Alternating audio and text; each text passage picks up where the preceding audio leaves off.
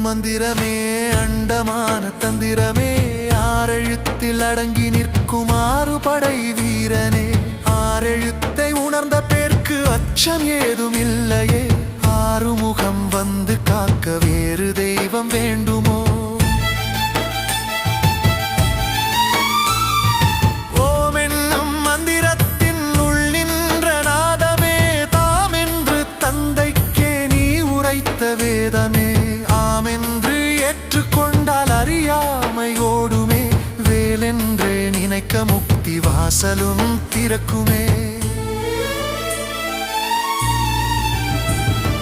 வேலுமல்ல சூலமல்ல விட்டவெளி தானுமல்ல பாலுமல்ல பழமுமல்ல பக்தி என்னும் பாவமல்ல காலமல்ல தேசமல்ல கருணை கொண்ட வடிவமல்ல ஞானமாகி நின்ற நேர்மை